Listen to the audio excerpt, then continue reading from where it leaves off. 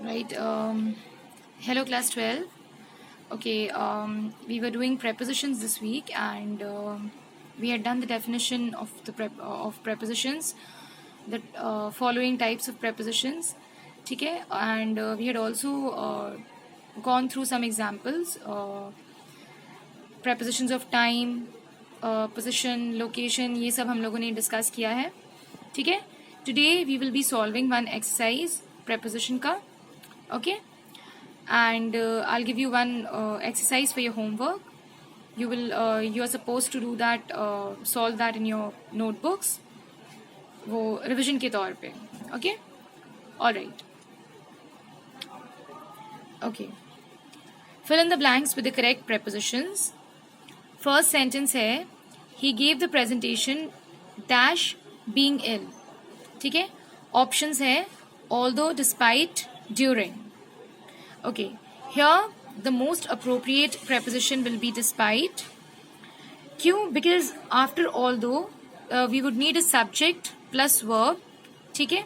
जैसे for example he was ill and during के बाद अगर हम लोग during लगाते हैं यहाँ पे तो we would need a noun. ठीक है. जैसे during the conference. ठीक है.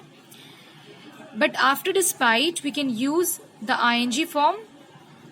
ing फॉर्म हम लोग यूज कर सकते हैं डिस्पाइट के बाद. So because it's written here being ill, so despite being ill. ठीक है. अप्रोप्रिएट है यहाँ पे. Next is sentence number 2. I can't drink coffee dash sugar, it's too bitter. Alright. Options है throughout, within, without.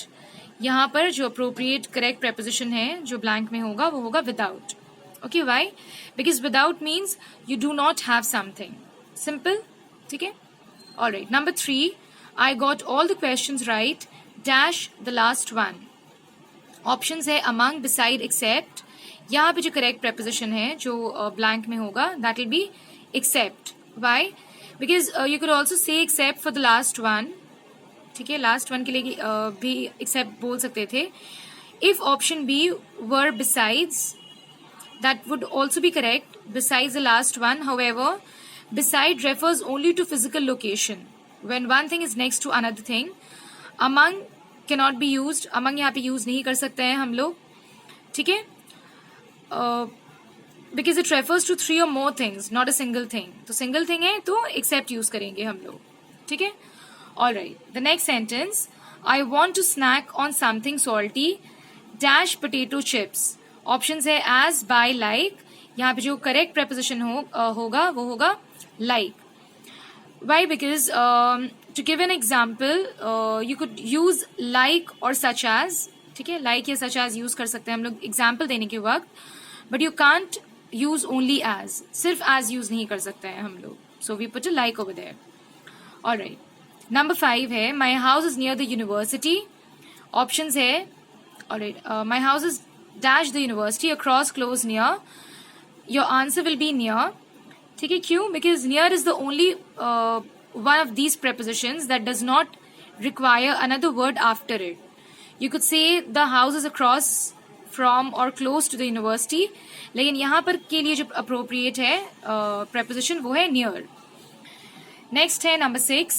Our plans will depend dash the weather. Options है off, on, with. The correct option will be on. ठीक है. Why? Because English language में we use say, depend on, never depend off और depend with. ठीक है. depend on use होता है, depend off या फिर depend with use नहीं होता है.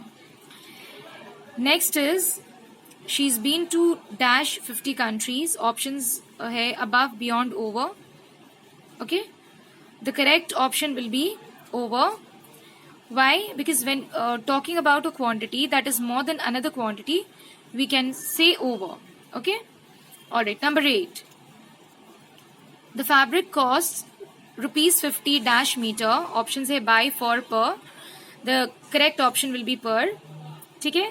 When talking about a quantity that depends on another quantity, जब डिपेंड करता है then we use the word per. Okay. preposition per use करते हैं हम लोग.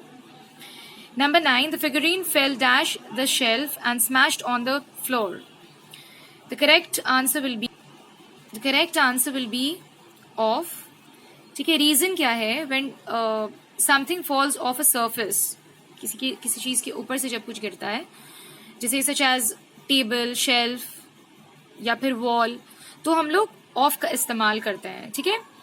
एंड अगर किसी चीज, कोई इनक्लोज्ड स्पेस रहता है, कोई इनक्लोज चीज होती है, जब उसके ऊपर से कोई सामान गिरता है या कुछ, then we use out use करते हैं. लेकिन बिकॉज ये इनक्लोज्ड स्पेस नहीं है, so we will use the word of here. Preposition of use करेंगे हम लोग. सेंटेंस नंबर 10 है, there are cherry trees all along the road. ठीक है, ऑप्शन है अलोंग, अमिड्स, असाइड. करेक्ट जो ऑप्शन है यहाँ पे अलोंग होगा. Why? Because along is the best option here. ठीक है, because the trees are in the line accompanying the road. Amidst का मीनिंग हो जाता है middle of, and aside is usually used for movement, जैसे स्टेप असाइड और for setting something apart. Okay, alright. So this exercise, we had solved this exercise.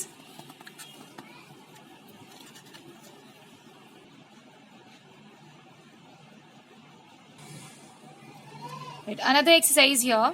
Okay, fill in the blanks with appropriate prepositions. ये जो 10 sentences है, this is for your home assignment. ठीक है, you are supposed to be solving it. Go through the explanation, जो भी मैंने explain किया है prepositions का, and go through that. And as a revision exercise, please do this in your notebooks. Okay, so we've completed with the preposition part. Thank you.